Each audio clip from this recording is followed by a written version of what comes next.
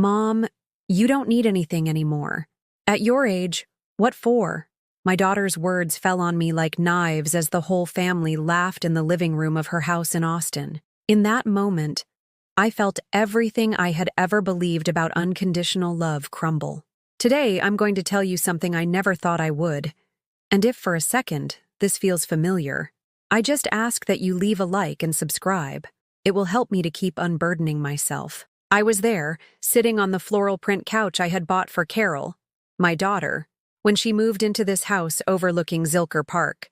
My wrinkled hands rested on my lap, holding a cup of cinnamon-spiced coffee that had long gone cold, as I watched my only daughter hand out gifts as if she were Santa Claus in the flesh. It was Rob's birthday, her husband, and the whole family had gathered in that living room filled with the aroma of slow-cooked brisket wafting from the kitchen and the sound of laughter that didn't include me. Carol pulled out bags from Nordstrom and Neiman Marcus with that radiant smile I remembered from when she was a little girl showing me her drawings. But now, that smile wasn't for me. She handed Rob a Tissot watch that gleamed under the light of the chandelier, the very one I had helped her pick out years ago when we decorated this house. To Sophia, my 15-year-old granddaughter, she gave an iPhone that made her shriek with excitement. To Dylan, my 12-year-old grandson, a pair of Jordans that cost more than I spent on groceries in 2 months. I remained there, invisible, in my navy blue Sunday dress, the same one I wore for weddings and baptisms, waiting for my turn. My hands trembled slightly, not from age, but from expectation. After all, I had been the one who gave Carol the money for the down payment on this house. I had been the one who looked after her children when she worked late. I had been the one who sold my gold earrings, the only ones I had left from my mother, to pay for Rob's surgery when they didn't have health insurance. When Carol finally approached me, her Chanel perfume, a gift from Rob for their last anniversary, enveloped me like an expensive cloud. She leaned in to give me a kiss on the cheek, but it was one of those air kisses that hurt more than a slap. "Oh, Mom," she said with that sweet but empty voice she had perfected over the years. "You don't need anything anymore. At your age, what do you want new things for? It's better this way. You avoid confusion and misplacing things." The words hit my stomach like a punch. I felt the whole room go silent for a second before nervous laughter filled the void. Rob nodded from his leather armchair, adjusting his new watch, as if it were obvious that a 73-year-old woman didn't even deserve a small token. "Besides," Carol continued, now speaking louder for everyone to hear, "you know how you sometimes get confused with dates and names. We wouldn't want you to lose something valuable, right? Better to keep your little things safe." I forced a smile, the one I had perfected over 70 years of swallowing my feelings. I clutched the cup with both hands to hide the tremor that was spreading from my fingers to my shoulders. The cold coffee tasted bitter, like everything that was happening in that moment. Sophia, my granddaughter, looked at me from across the room with those green eyes she had inherited from me, but quickly averted her gaze back to her new phone. Dylan didn't even look up from his sneakers, too thrilled with his gift to notice his grandmother's humiliation. In that moment, surrounded by my family but feeling more alone than ever, I remembered my small apartment in South Austin, the walls filled with photographs of me holding Carol as a baby, teaching her to walk, holding her hand at her first communion at St. Joseph's Church. I remembered the sleepless nights sewing school uniforms because we didn't have money to buy new ones. I remembered how I sold my Singer sewing machine, my livelihood for 20 years, to pay for her college tuition. But there, in that luxurious living room that I had helped pay for, none of that seemed to matter. I had become a nuisance, a burden, someone who didn't need anything anymore because my time was up. Carol continued chatting with her sisters-in-law about their upcoming vacation to Miami Beach, while I remained seated in my corner, holding my empty cup as if it were the only thing I had left in the world. The smell of brisket no longer made me hungry. The sound of laughter had become a distant echo, and that forced smile was starting to hurt my cheeks. When I finally got up to go to the bathroom, no one noticed my absence. I looked at myself in the mirror of Carol's vanity, filled with expensive creams and imported perfumes, and saw an old woman with red-rimmed eyes and trembling hands. A woman who had just realized she had given away so much love that she had forgotten to save a little for herself. That night, I returned to my apartment with a shattered heart and a question hammering in my head. When did I become someone who doesn't need anything? When did my mother's love turn into a nuisance for my own daughter? I didn't know that the humiliation in Carol's living room was just the beginning of an awakening that would change my life forever. 3 days after that humiliation, my phone rang at 7 in the morning. Carol's voice on the other end had that fake sweetness she used when she needed something important from me. "Good morning, Mom. How did you sleep? Listen, I need to talk to you about something very important. Can you come over for breakfast? I made that green chili enchilada casserole, the kind you like." Something in her tone made me nervous. Carol never invited me for breakfast on a weekday. She was always busy taking the kids to school, going to the gym, or her Pilates class at the Domain. But the hope of sharing a moment with my daughter was stronger than my intuition. I put on my favorite beige blouse, the one she had given me 5 years ago, and took the bus to her house. The entire ride down South Lamar Boulevard, I couldn't shake the image of that night. Me, sitting in my tiny kitchen, heating up a cup of instant chicken noodle soup while looking at the photos stuck to my refrigerator. Pictures of Carol graduating from college, of her wedding, of the kids taking their first steps. In every one of those photos, I was there, always in the background, always supporting her. When I arrived at her house, Carol already had the table set with her good china, the hand-painted dinnerware from Santa Fe I bought her when she got married. The casserole was steaming on the plate, covered in that green chili sauce I had learned to make watching my mother back in our small town, when I was just a little girl who believed love was measured in spoonfuls of affection. "Sit down, Mom. You look very pretty today," she said, pouring me a glass of freshly squeezed orange juice. Her hands were perfectly manicured, with French tips that cost more than I spent on a week's worth of groceries. We ate in silence for the first few minutes. I savored every bite, not just for the taste, but because it had been weeks since I had shared a home-cooked meal with anyone. In my apartment, dinners were lonely affairs in front of the television, watching the news while I heated tortillas on the cast-iron skillet that had belonged to my grandmother. "Mom?" Carol began, daintily wiping her mouth with the linen napkin. "I need to talk to you about something delicate. It's about Grandma Hope's savings account." My fork stopped halfway to my mouth. The savings account. The money my mother had saved penny by penny selling tamales at the downtown market for 40 years. The money she had left me before she died, with a single condition: so that you'll never be in need, my girl. So that you'll always have something of your own. What about that account, Carol? "Well, you see," Carol fiddled with her white gold bracelet, avoiding my eyes. "Rob and I have been talking. You've already lived your life, Mom. You've raised your daughter. You've done your part. Now we're the ones with big expenses. Tuition. A car for Sophia when she turns 18. College for Dylan." The words hit me like hail. "You've already lived your life." As if my life were a finished book, a story no longer worth reading. As if at 73, I were just a closed chapter in the lives of others. "Carol? That money?" My voice came out hoarser than I expected. "That money is the only thing I have in case I get sick, in case something happens." "But that's what we're here for," she interrupted, with that brilliant smile she had inherited from me but which now seemed like a mask. "We'll take care of you, always. But in the meantime, that money is just sitting there, not earning anything. Rob has an incredible investment opportunity. In 6 months, we'll get it all back and even give you a profit." I remembered Rob's words on his birthday night, when he thought I wasn't listening. "With the old lady's cash, we can finally buy that condo in Key West. She won't even notice if we tell her it's a loan." "A loan?" I asked, feigning naivety. "Well, technically, we'd need you to sign some papers to temporarily transfer the money to our account. It's just paperwork, Mom. Things you don't understand because they're very complicated."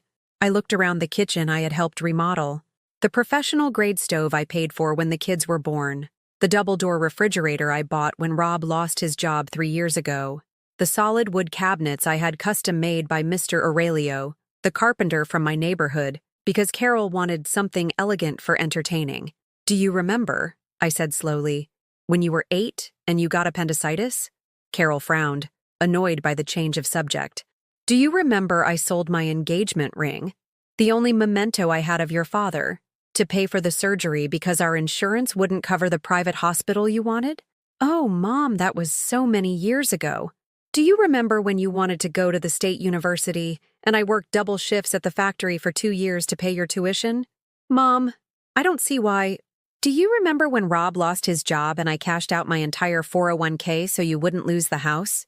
Carol stood up abruptly, clearly irritated. Exactly. That's why you have to understand. You've always been generous with us. This is your chance to continue being the generous mother and grandmother you've always been. Don't be selfish now, when we need you the most. Selfish. The word stabbed my chest like a thorn. I, who had worked at that textile factory until my back pain wouldn't even let me sleep. I, who never bought a new dress for myself so I could pay for their dental work. I, who went without a vacation for 10 years so they could go to Disneyland. Selfish. Carol, I need to think about it. Think about what, Mom? Are you seriously going to doubt your own daughter?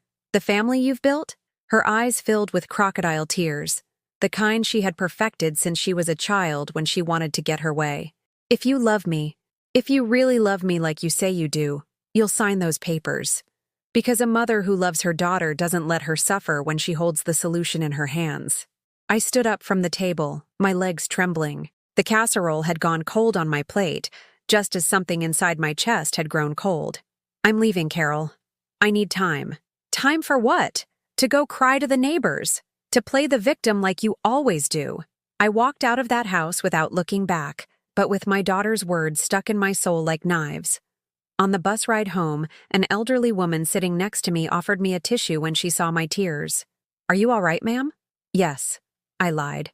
I just remembered something sad. That night, sitting in my tiny living room, I pulled a shoebox from my closet filled with receipts, photographs, and letters. All the sacrifices I had made for Carol were there, documented on yellowed paper. Medical bills I paid, tuition receipts, birthday photos where I looked happy giving her everything. At what point had love become a debt? When had my sacrifices turned into obligations that my daughter could cash in at her whim? For the first time in 73 years, I wondered if it was truly selfish to want to keep the little security I had left. And that doubt hurt more than any humiliation. The following days were a nightmare of constant calls. My phone rang at all hours like a death knell. Carol, Rob, even Sophia, my own granddaughter, called to pressure me. Each conversation was a new stab wound wrapped in sweet words. Grandma, Mom says you don't want to help us, Sophia said one afternoon, with that spoiled child's voice that broke my heart. Don't you love us anymore? My friends are going to think we're poor if we can't go on the senior trip to Europe. I hung up, shaking. My own granddaughter, whom I had taught to make flour tortillas in my kitchen, whom I had told stories of ghosts to help her sleep, was now blackmailing me with guilt that wasn't mine to bear. Rob also began his campaign. His voice was condescending, as if he were talking to a silly little girl. Look, Helen, I know you don't understand business, but this is a golden opportunity. Grandma hopes money could triple in 6 months. Don't you want to leave something better for your grandkids? Every call left me feeling smaller, more confused, more exhausted. I started to doubt everything. Was I really being selfish? At my age, did I no longer have the right to make decisions about my own money? Was it true that I had already lived my life? One morning, while preparing my strong coffee, the only luxury I allowed myself in my humble kitchen, the phone rang again. This time it was Carol, but her voice sounded different, cold, calculating.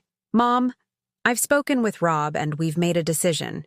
If you don't sign the papers this week, we're going to have to reconsider some things. What things, Carol? Well, for instance, the kids' visits. Sophia is very hurt by you. She says she doesn't trust her grandmother anymore. And Dylan is asking why his grandma is so cheap. I don't want them to grow up thinking poorly of you. But if you insist on being selfish, the threat hung in the air like toxic smoke.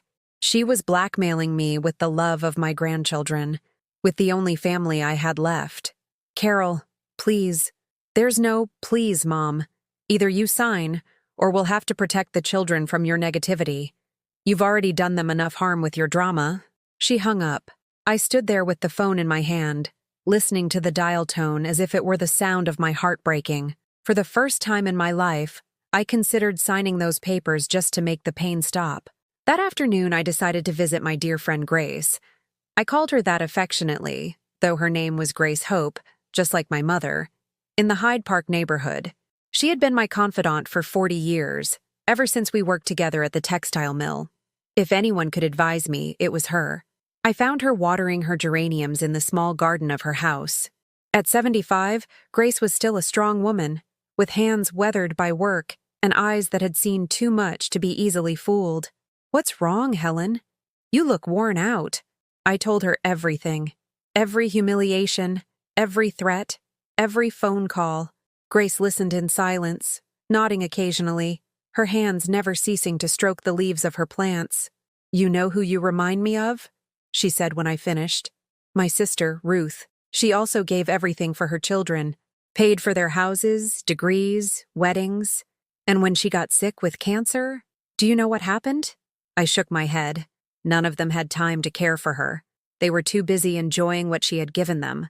She died alone in a public hospital, because she no longer had money for a private one. She was left with nothing. Her words hit me like a slap of reality. "Helen, do you think your Carol will take care of you when you're sick? Do you think that when you need help, she'll be there?" I couldn't answer. Deep down, I already knew the answer. That money from your mother isn't just money, Helen. It's your dignity. It's your security. It's the proof that you are worth something on your own, not for what you can give to others. I returned home with my soul in turmoil. Grace's words echoed in my head like cathedral bells. I couldn't sleep that night. I sat in my worn-out armchair, looking at the photographs on the coffee table. Carol smiling at her graduation, the kids at their first communion, Rob holding a newborn Sophia. In all those pictures, I was present, but always in the background, always holding, always giving, always sacrificing. When had I ever been the protagonist of my own life? On Friday morning, Carol showed up at my door unannounced. She was accompanied by Rob and was carrying a folder full of papers. Her eyes had that hardness she'd developed since she got married, that look she used when she wanted to get something at any cost. "Good morning, Mom. We've come to resolve this once and for all." They walked into my living room without waiting for an invitation. Rob sat in my favorite armchair, the one that had belonged to my mother, and opened the folder on my coffee table, right on top of the family photos. "Look, Helen, all the papers are ready here. You just need to sign here, here, and here." He pointed with his expensive pen, the one he used to close his important deals. "Can I read them first?" Carol sighed with exasperation. "Oh, Mom, what for? It's just a bunch of legal terms you won't understand. Don't you trust us? It's just that—" "No justs." Rob raised his voice for the first time. "Look, ma'am, we're tired of your whims. Either you sign now or we leave and never come back. And you can forget about seeing your grandkids." When the threat hung in the air of my small living room like a hurricane, my heart began to pound so hard I thought it would burst out of my chest. My hands trembled so much I couldn't hold the pen Rob was extending to me. In that moment, something inside me broke, not like glass shattering all at once, but like an old dam finally giving way after withstanding too much pressure for too long. I felt all the tears I had held back for months welling up in my throat. "No," I whispered. "What did you say?" Carol leaned toward me, her eyes narrowed. I said no. My voice was stronger this time. Rob stood up violently, making my coffee table shake and the photographs shift. "Fine. Let her keep her money. Let's see who she has when she's sick and abandoned." Carol followed him to the door, but before leaving, she turned to me with an expression I had never seen on her face. It was pure contempt. "I hope that money gives you the love we can no longer give you, Mom. Because from this day on, to us, you no longer exist." The door slammed shut with a bang that echoed through the house like a gunshot. I was left alone in my living room, surrounded by the papers they had thrown on the floor and the echo of their cruel words. That night I cried like I hadn't cried since my mother's funeral. I cried for the daughter I had lost, for the grandchildren I might never see again, for the years of sacrifice that had apparently meant nothing. But for the first time in a long time, amidst the tears, I felt something I had forgotten: relief. I had said no. For the first time in 73 years, I had said no. For 3 weeks, my house became a cemetery of silence. Not a single call, not a text, not even a nod when I ran into Rob at the H-E-B on South Lamar. He acted as if I didn't exist, as if I were an invisible ghost pushing my shopping cart with trembling hands. But I knew Carol. I knew that look she'd had since she was a little girl when she didn't get what she wanted. I knew the silence was just the calm before the storm. And I was right. The first blow came on a Tuesday morning. My doorbell rang insistently, and when I opened the door, I found Sophia standing on the step, her eyes red from crying, trembling like a leaf. "Grandma!" She threw herself into my arms in desperation. "Please, help us. Mom says we're going to lose the house because of you." My heart stopped. I hugged my granddaughter, feeling her tears soak my cotton blouse. "What are you saying, my child? What are you talking about? Mom is crying all day. She says the bank is going to take the house because you wouldn't help us with great-grandma's money. She says we're going to be out on the street because of your selfishness." Sophia's words pierced me like daggers. Carol was using my grandchildren as weapons, filling their heads with lies to torture me. My own daughter had turned her children into soldiers in her dirty war against me. "Sophia, my love, that's not true." "Yes, it is. Dad had to borrow money from some very bad men, and Dylan is sick to his stomach from crying so much. It's all your fault, Grandma. Why do you hate us?" Every word was like an electric shock. Seeing my 15-year-old granddaughter, whom I had rocked to sleep in her early years, looking at me with resentment and pain, was worse than any torture. "I don't hate you, my child. I love you more than my own life." "Then help us!" Sophia shouted with the blind rage of a teenager. "If you love us, prove it. Stop being so selfish." She ran off, leaving me standing in the doorway with my heart in pieces. I couldn't eat anything that afternoon. My stomach had clenched into a fist. 2 days later, the blow was even more brutal. Dylan, my 12-year-old grandson, that sweet boy who used to help me water the plants in my small garden, appeared at my door after school. But he wasn't the same boy. His eyes had a coldness that chilled my blood. "Hello, Grandma," he said in a flat, emotionless voice. "Dylan, my love, come in. Would you like a glass of sweet tea?" "No, thank you. I just came to tell you something." He stood in my doorway as if entering my house would contaminate him. "Mom explained everything to me. She said you have a lot of money saved up, but you don't want to share it with us. That you'd rather see us sad and scared." "Dylan, that's not—" "I don't want to come see you anymore," he interrupted, with the innocent cruelty of manipulated children. "My friends at school say that grandmas who love their grandkids help them when they're in trouble. But you don't really love us, do you?" My grandson, my little Dylan, who had learned to walk holding onto my skirts, was breaking my soul with words I knew weren't his. They were the poison Carol had poured into his pure heart. "Dylan, please." "Goodbye, Grandma. Mom says you can call us when you change your mind. But until then, I don't have a grandmother anymore." He turned and walked slowly down the street, carrying a heavy sadness that no child should have to bear. I stood in the doorway until he was out of sight, crying my eyes out. That night, I called my friend Grace, sobbing so hard I could barely speak. "Helen, what happened?" "Grace, my grandkids. Carol is using them against me. She's filling their heads with lies. They hate me, Grace. My own grandchildren hate me. Get over here right now." An hour later, I was in Grace's kitchen, shaking while she made me a chamomile tea. "Listen to me carefully, Helen," she said, sitting across from me with a seriousness only she could muster. "What Carol is doing is called psychological abuse. She is manipulating those children to hurt you. And that, my dear friend, is child endangerment. But they're my grandkids, Grace. What if I never see them again? And you think those children will be better off growing up with a mother who uses them as weapons? You think they'll become healthy adults learning that blackmail and manipulation are normal ways to get what they want?" Her words struck a deep chord. She was right. Carol wasn't just hurting me. She was damaging her own children, teaching them that love can be bought and sold, that family is a battlefield where only winning matters. "Besides," Grace continued, "do you remember what Carol was like as a child when she didn't get what she wanted?" Yes, I remembered. The tantrums, the lies, the way she manipulated situations to get her way. I had thought she would change as she grew up, but she had only perfected her techniques. The next day, I decided to do something I had never done in my life. I did some research. I went to a print shop downtown that had public computers and asked for help to use the internet. "I want to look up information about my son-in-law's company," I said. The owner, who had known me since I was a young woman, patiently showed me how to use Google. What I discovered left me breathless. Rob didn't have any investment opportunity. His real estate company had gone bankrupt 6 months ago. There were lawsuits against him for fraud. His name was on credit bureau blacklists. And most shocking of all, they had sold the house 2 months ago but were still living there as tenants. It had all been a lie, an elaborate farce to steal my mother's money.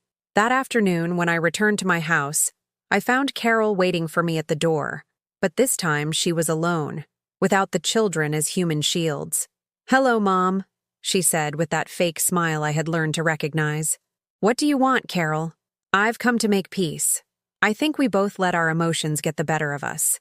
She walked in without waiting for permission and sat in my living room as if nothing had happened. "I've been thinking, and you're right. Your money is your money.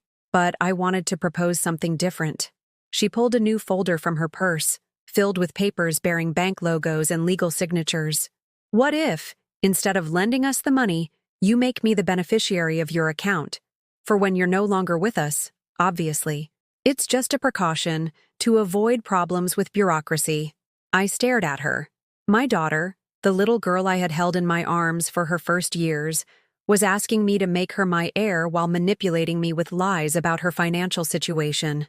"Carol," I said with a calm that surprised me, "I know about Rob's company. I know it went bankrupt. I know you sold the house." Her face fell completely. The mask of sweetness dissolved as if it were made of wet paper. "How? Who told you?" "That doesn't matter. What matters is that you've been lying to me for months, using my grandchildren to blackmail me, torturing me psychologically to steal from me." Carol shot to her feet like a spring, her eyes filled with a rage I had never seen in her. "Fine, yes, we need the money. Rob owes a lot of money, and if we don't pay, they're going to hurt us. Is that what you wanted to hear?" I wanted to hear the truth. "The truth is you're a selfish old woman. The truth is that it's your obligation as a mother to help your family. The truth is that money belongs to us because we are your legacy." She approached me with clenched fists, trembling with rage.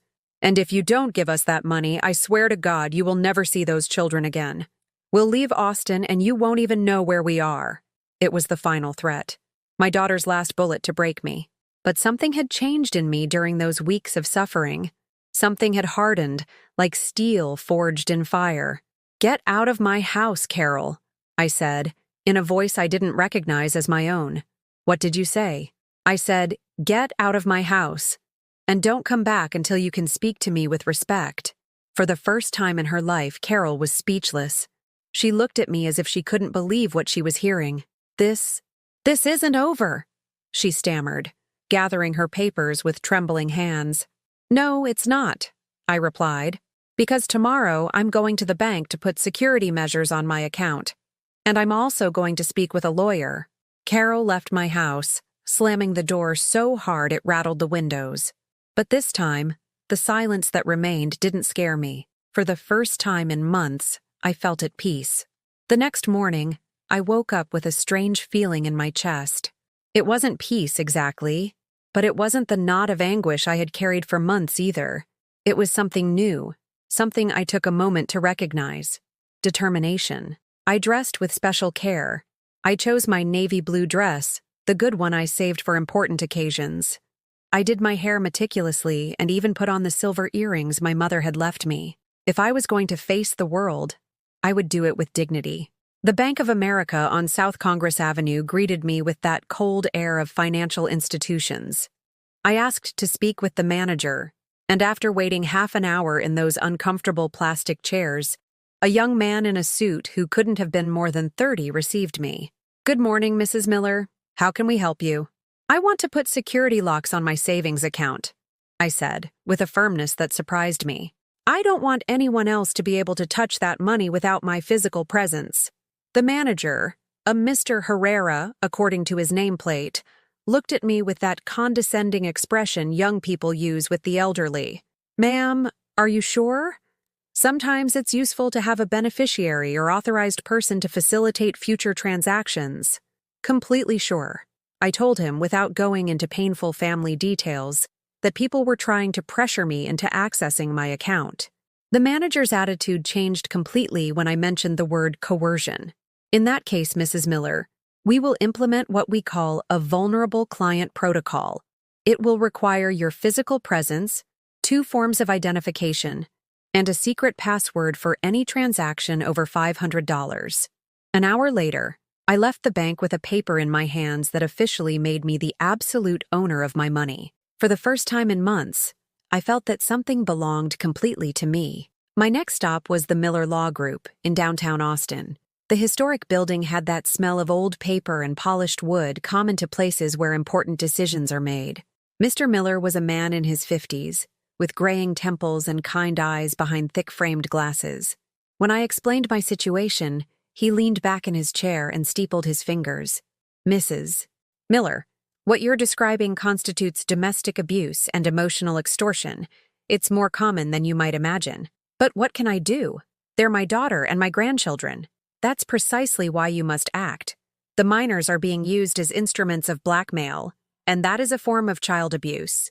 He explained that I could file a report with the district attorney's office, documenting the extortion attempts. He also recommended creating an ironclad will to protect my assets from future manipulation. A will? The word sounded strange. Final. "Not to prepare for death, ma'am. To live in peace. So you know your decisions will be respected no matter what." That afternoon, for the first time in years, I walked through the streets of downtown Austin without a rush, without a specific destination. I passed by the cathedral where I had taken Carol for her first communion. I sat on a bench in Woolridge Square Park and watched families feeding pigeons, couples taking photos, and children running through the fountains. An older woman, about my age, sat down next to me. Her hair was completely white, pulled back in an elegant bun, and she wore a hand-knitted sweater. "Excuse me," she said in a kind voice. "Aren't you Helen Miller, the one who worked at the Austin textile mill?" I recognized her immediately. It was Connie Hernandez, a colleague from the factory with whom I had lost touch more than 10 years ago. "Connie, it's so good to see you." We started chatting as if the years hadn't passed. She told me she had been widowed 5 years ago, that her children lived out of state, and that she had decided to stay in Austin. "You know what the best thing I did when I was left alone was?" she said with a mischievous smile. "I learned to live for myself." "How?" "I signed up for folk dancing classes at the Community Arts Center. I travel with a group of friends to charming small towns every month. Last year I went to New Orleans by myself and ate the best food of my life." I listened, fascinated. Connie radiated a vitality, a joy I had forgotten existed. "Helen, what do you do for yourself? What's your passion?" I was speechless. I had no answer. For 73 years, I had lived for others, for my parents, for Carol, for my grandchildren. I had never asked what Helen wanted for Helen. "I don't know," I admitted, feeling strangely vulnerable. "Well, it's about time you found out, don't you think?" That night, in my silent house, I did something I hadn't done in decades. I sat at my kitchen table with a notebook and wrote a list, not of chores or expenses, but of things I had enjoyed doing when I was young, things I had abandoned when responsibilities became more important than my dreams. Sewing, I had a machine stored in the closet. Cooking new dishes, I always made the same things out of habit. Reading novels, I used to devour books in my spare time. Gardening, my mother had a beautiful garden. Learning new things. The next day, I headed to the Austin Public Library. It had been years since I had set foot in the place that had been my refuge in my youth, when I worked by day and dreamed by night. The librarian, a young woman with a warm smile, helped me get a new library card and showed me the fiction section. I chose 3 books, one by Isabel Allende, another by Toni Morrison, and one by Gabriel Garcia Marquez that I had never read. In the afternoon, I set up my old Singer sewing machine on the dining room table. It was dusty and needed oil, but it worked perfectly. I found some fabric stored in a box and decided to make myself a new blouse. Something just for me. As I sewed, the hypnotic rhythm of the machine filling the silence of my house, I realized something extraordinary. I hadn't thought about Carol or the family problems for 3 whole hours. For the first time in months, my mind was occupied with something that gave me pleasure. The phone rang several times that afternoon. The caller ID showed Carol's number, but I didn't answer. I had more important things to do. On the 5th day of my new routine, bank in the morning to check my account, library after lunch, sewing in the afternoon, something unexpected happened. There was a knock at my door, and when I opened it, I found Dylan standing on my doorstep, but this time without the artificial coldness of his last visit. "Hi, Grandma," he said in a small voice, his eyes downcast. "Hello, my boy. How are you?" I came to say I'm sorry. The words went straight to my soul. I invited him in and served him a glass of cool, sweet tea. "Sorry for what, Dylan?" "For the mean things I said to you. Mom made me say them, but I didn't really mean them." His voice broke, and he started to cry. I hugged him tightly, feeling his small body tremble against mine. "Grandma, Mom and Dad fight a lot. They scream about money all the time. And Mom says horrible things about you, but I know they're not true." "What kind of things, my love?" "She says you're mean and selfish. But I remember when I had a stomach bug and you stayed with me all night at the hospital, and when you taught me how to make kites on the roof, and when you told me stories about your hometown." Every word was a balm to my wounded heart. "Dylan, I will always be your grandmother, no matter what. But you also have to understand that sometimes adults make mistakes when they're very worried." "Is Mom worried?" "Yes, my boy. But it's not your fault or your responsibility to fix grown-up problems." Dylan stayed with me all afternoon. He helped me water the plants in the garden, which I had decided to rescue after years of neglect. We played cards like we used to when he was younger. And when it was time for him to go, he hugged me tightly. "Grandma, can I still come visit you even if Mom gets mad?" "You will always be welcome in this house, Dylan. Always." That night, as I read one of my new books under the light of my favorite lamp, I reflected on the changes of the past week. I had protected my money. I had sought legal help. I had begun to rediscover who Helen was beyond being a mother and grandmother. But most importantly, I had learned that saying no didn't make me a bad person. It made me a person who valued herself. The road to my freedom was just beginning, but for the first time in a long time, I wanted to walk it. The storm that had been brewing finally broke on a Saturday morning. I was watering my newly planted geraniums when I heard the gate to my yard swing open violently. Carol stormed in like a hurricane, followed by Rob and, to my horror, Sophia, with her eyes swollen from crying. "Enough of these games, Mom," Carol shouted before even reaching my door. "I've come to settle this once and for all." Rob was carrying a thick folder and had that predatory expression he wore when he thought he had the upper hand in a deal. Sophia hung back, clearly uncomfortable but dragged into this confrontation against her will. "Carol, lower your voice. The neighbors." "To hell with the neighbors," she roared, planting herself in the middle of my small garden, her fists clenched. "I'm sick of your crazy old woman antics." The words hit me like a slap, but something had changed in me over these weeks. I no longer flinched. I no longer looked down. I stood there by my plants, the hose still in my hand, looking at her steadily. "Come inside if you want to talk, but I won't allow you to disrespect me in my own garden." "Your garden, your house, your money," Carol scoffed. "Everything for you and nothing for your family." Rob approached with that fake smile he had perfected for his clients. "Helen, we've come to offer you one last chance. We've prepared all the necessary documents to transfer the money legally and transparently." He opened the folder on my garden table, crushing the bougainvillea flowers I had cut that morning. The papers had official-looking seals, notary logos, elaborate signatures. "See? Everything is in order. You just need to sign here, here, and here." "And if I don't sign?" I asked with a calm that surprised me. Carol and Rob exchanged a look. Then Carol did something I will never forget. She put her hands on Sophia's shoulders and pushed her forward as if she were a human shield. "You tell her, Sophia. Tell your grandmother what's going to happen. My granddaughter looked at me with those green eyes full of tears, trembling like a leaf. Grandma, she whispered in a broken voice, Mom says that if you don't help us, we're going to move far away from Austin, that we won't be able to see you ever again. And not only that, Carol added with calculated cruelty, we're going to tell the whole family how selfish you are. Your sisters in Oklahoma, our cousins, all the neighbors. They'll know you chose your money over the well-being of your grandchildren. Rob nodded, like the Greek chorus in this family tragedy. We also have connections at Adult Protective Services. We can report that an elderly woman living alone is showing signs of senile dementia and paranoia, that she needs medical supervision. The threat hung in the air like toxic smoke.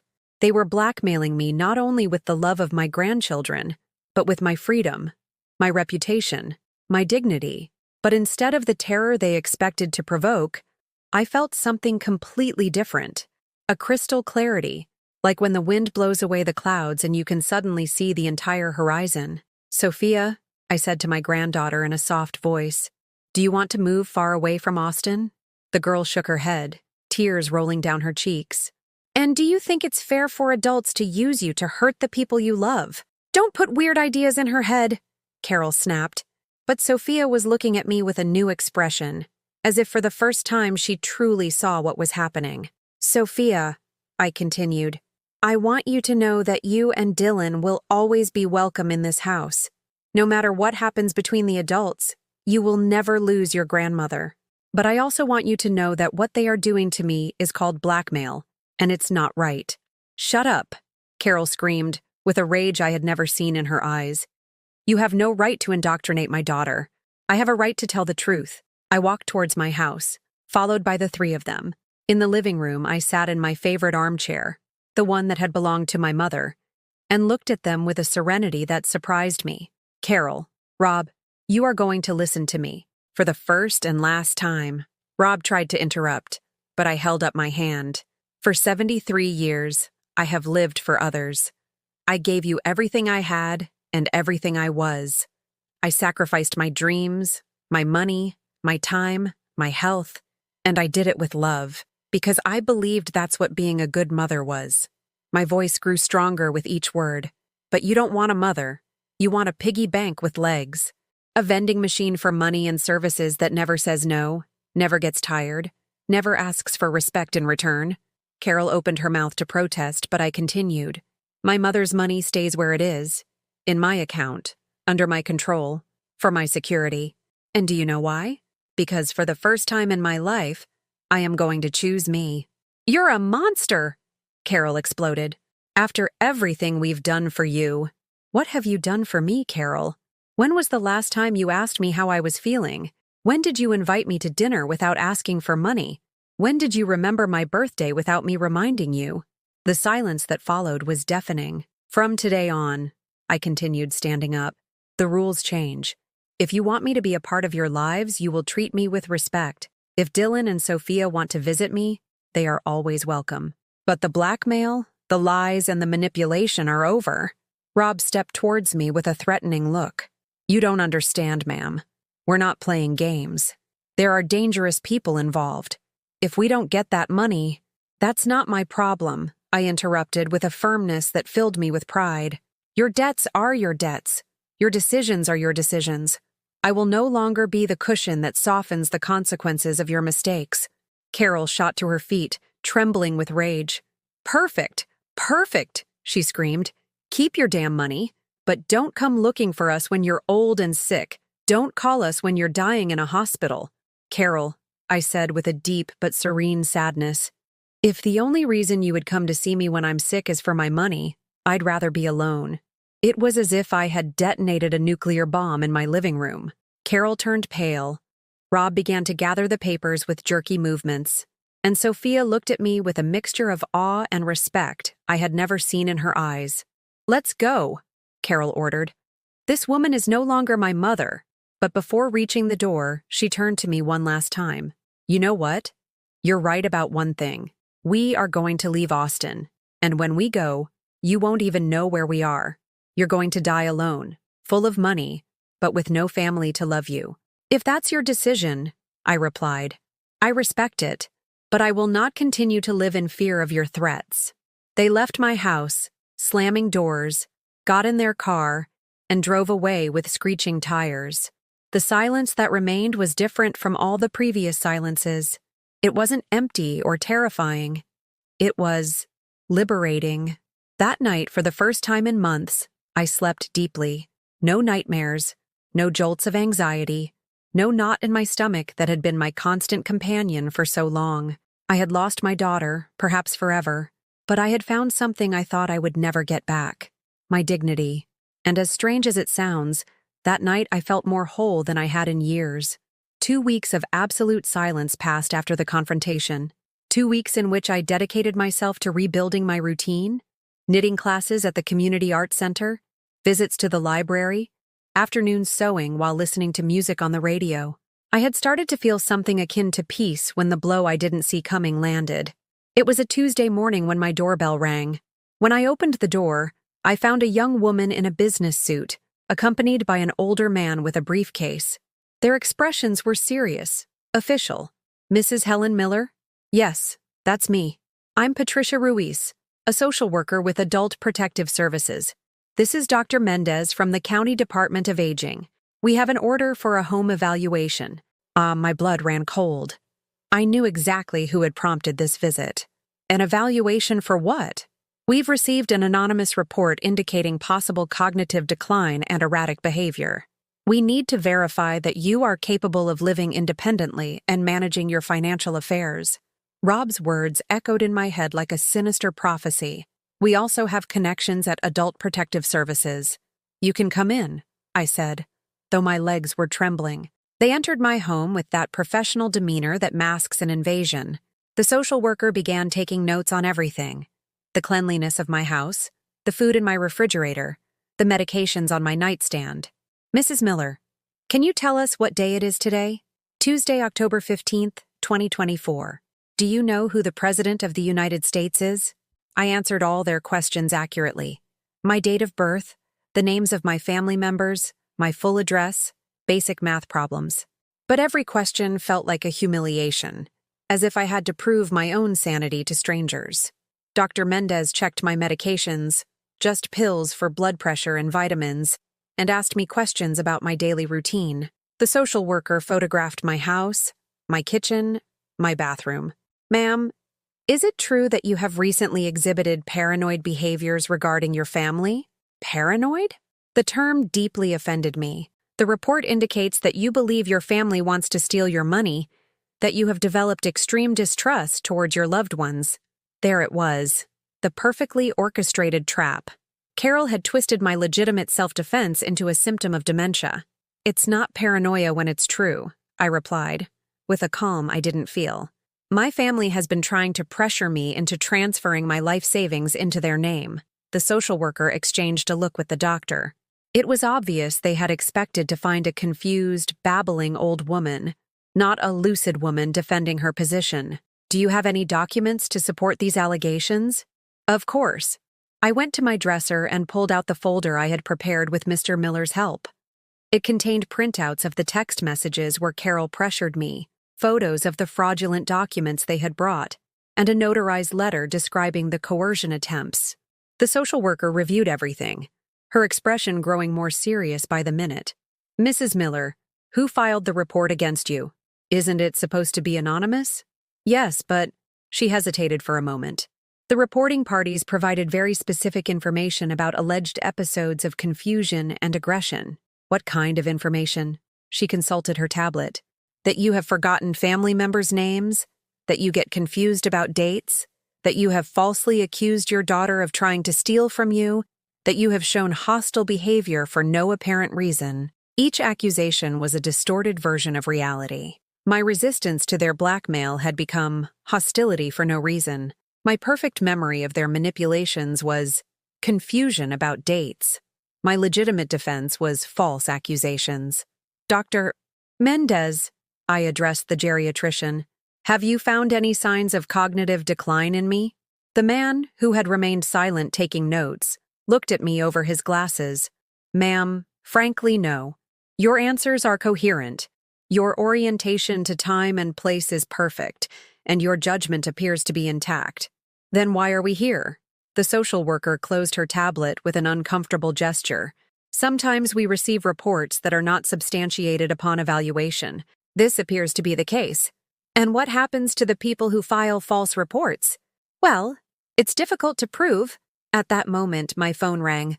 It was a number I didn't recognize, but something urged me to answer on speakerphone. Hello? Grandma Helen? It was Dylan's voice, choked with sobs. Grandma, I need help. Dylan? Where are you, sweetie? At my friend Patrick's house. Grandma, I heard Mom on the phone. She was telling some lady from the government that you're crazy, that you forget things. But I know it's not true. The social worker and the doctor exchanged significant glances. What else did you hear, Dylan? Mom said that if the people from the government take your money, she could be your guardian, and that way she could help you better. My heart stopped. Carol hadn't just falsely reported my mental state. She had planned to become my legal guardian to get her hands on my money. Dylan, are you sure about what you heard? Yes, Grandma. And she also said that if it didn't work, they were going to say that you're a danger to yourself. The social worker stood up abruptly. Mrs. Miller, this changes the situation completely. What your grandson is describing constitutes elder abuse and potential fraud. The doctor nodded gravely. If your family is indeed attempting to use the social protection system to fraudulently access your resources, we need to document this immediately. What does that mean? It means we are changing this from an evaluation report to an elder abuse investigation. And it's possible we may have to involve the district attorney's office. I couldn't believe what I was hearing. My own daughter hadn't just betrayed me emotionally. She had tried to use state institutions to strip me of my freedom and my dignity. Dylan, I said into the phone, are you safe at your friend's house? Yes, Grandma, but I'm scared. Mom has been really angry ever since we talked to you, and Dad says it's all your fault. Listen to me very carefully, my boy.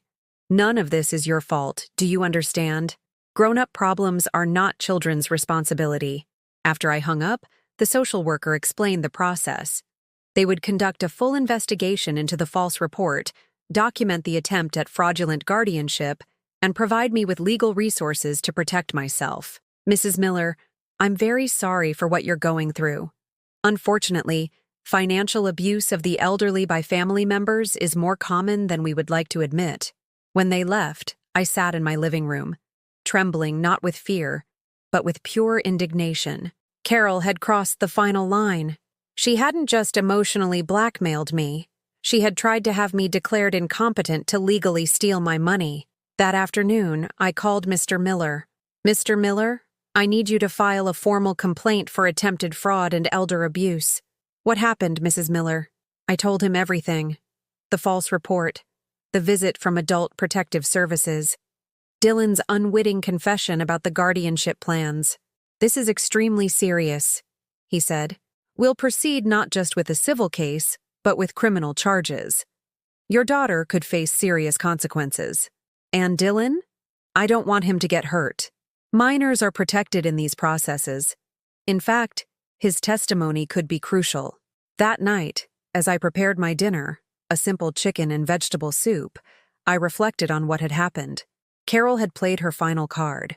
She had tried to use the power of the state to declare me incompetent and take my money, but she had failed. And in failing, she had revealed her true nature not only to me, but to the authorities. This was no longer just a family dispute. It was a legal battle where my dignity, my freedom, and my future were at stake. And for the first time since this nightmare began, I felt I had the weapons to win. The days following the visit from APS were strangely quiet, as if Carol had retreated to plan a new strategy. I continued my life with that mix of tension and routine that only older people understand. One foot in nostalgia, the other in fear of the future. But now I had something I didn't have before. A network. I had spoken with the lawyer, I had a legal file open, and APS itself had documented the attempted abuse. I was not alone, and that gave me strength. One morning, while having my coffee and a pastry, I received a call from Mr. Miller. Mrs. Miller, good news. APS has escalated their report to the district attorney's office. A case file has been opened against your daughter and son-in-law for attempted felony financial fraud, filing a false report with a government agency, and psychological abuse of an elder.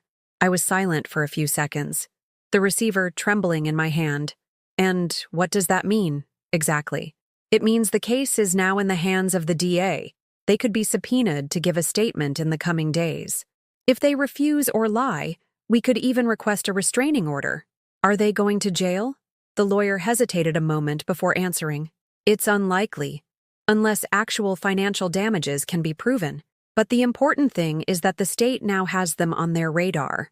And you, Mrs. Miller, have been officially recognized as a victim of domestic and economic abuse. That's a huge step. I hung up with a mixture of relief and guilt. Part of me felt I was betraying my own blood. But another, quieter, newer part of me was beginning to recognize that I wasn't betraying. I was surviving. That same day, I decided to go visit Dylan after school. I gathered my courage, took the bus to Westwood Middle School where he studied, and waited for him at the corner store. When he saw me, his little face lit up like a lantern in the fog. "Grandma!" He ran towards me, his backpack bouncing. "I thought you were never going to come again." "I would never stop looking for you, my boy," I said, hugging him tightly, a lump in my throat. "Even if they tell me I don't exist." He invited me to walk with him to his friend Patrick's house, where Carol had left him that week for safety. Along the way, he told me things that chilled my blood, that Carol cried every night, that Rob yelled on the phone, that Sophia wasn't talking to anyone, and that at home everything was tension and whispers behind his back. "You know what Mom told me yesterday?" Dylan asked, lowering his voice. "That you're going to end up in a mental hospital because you're old and confused." I had to stop walking. I felt as if someone had knocked the wind out of me. "And what do you think, Dylan?" He looked at me with those dark eyes full of innocence and sadness. "I think you're saner than all of us. And that Mom is just really mad because she can't control you anymore." I smiled through tears. This little child was giving me more validation than I had received in my entire adult life. That night, after eating dinner alone, I sat down at my old sewing machine and decided to finish a blouse I had been putting off for weeks. It was made of olive green linen, with embroidery reminiscent of what my mother used to do when we lived in our small town. Each stitch was like a silent prayer, a way of reminding myself that I still had value, that I could still create beauty. The next day, Mr. Miller called me again. "Mrs. Miller, there's a development. Carol came in voluntarily to give a statement. But what she said, well, we need to discuss it in person." We met in his office, a sober space with dark wood furniture and the smell of fresh coffee. The lawyer offered me a seat and opened his file. "Carol stated that you have been having episodes of severe confusion, that you've lost touch with reality, and that you may be suffering from some form of early-onset dementia. She claims you signed some papers voluntarily, but then changed your mind due to the influence of a neighbor." "A neighbor?" We assume she's referring to Grace. "And what's going to happen?" "The DA's office is going to request a psychological and psychiatric evaluation, but you have the right to choose the professional. We'll manage that to avoid any surprises. Furthermore, they will open a forgery investigation if we can prove they tried to fabricate medical evidence for the guardianship." I fell silent. Carol hadn't just tried to manipulate me. She was willing to have me declared insane to get everything. "And the children?" "APS is investigating possible signs of emotional manipulation. It's likely they'll be called in for interviews with child psychologists. Don't worry. It will be handled in a controlled, safe environment. Won't that traumatize them?" "Ma'am, they are already being traumatized. The best thing we can do is give them a space to express what they're feeling." I left that office with my soul in turmoil. I knew there was no turning back now. Carol had crossed every line, burned every bridge. That same night, while watering my plants, I remembered something my mother used to tell me when I was a little girl. "When a flower wilts, don't cry for its petals. Use its seeds." And that's what I would do. I started to write. Not letters, not complaints. I wrote my story, all of it. From my childhood, the poverty, motherhood, the work, the sacrifices, right up to this painful present. I wrote it in a spiral notebook with a blue pen, letter by letter, as if each word were a stone I was lifting off my back. And one day, on an impulse, I took that notebook to the library where they knew me well. I showed it to the librarian. Do you think anyone else might want to read this?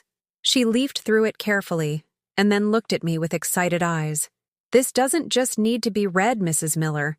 This must be read. With her help, we turned the writings into a small blog online.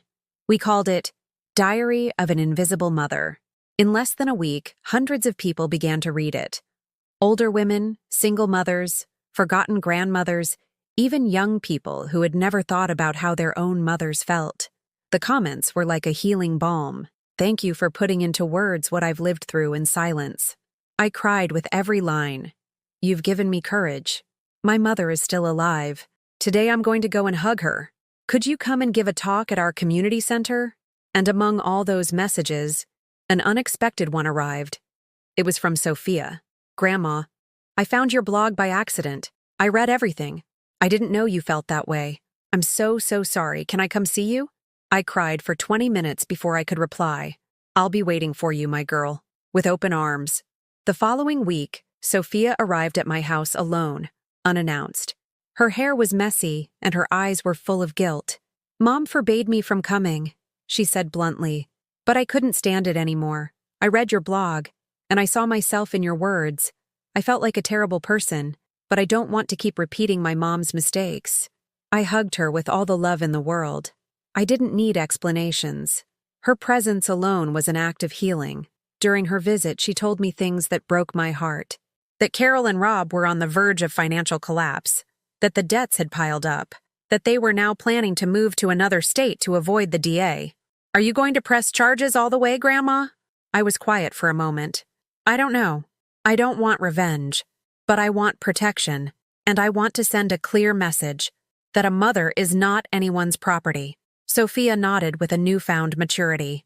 We spent the afternoon reading in the living room, drinking tea, looking at photos. For a moment, life felt warm again, and when she left a note on the table. Thank you for not giving up, Grandma. I see you. I love you. Life lesson. Saying no to those who devalue you doesn't make you a bad mother.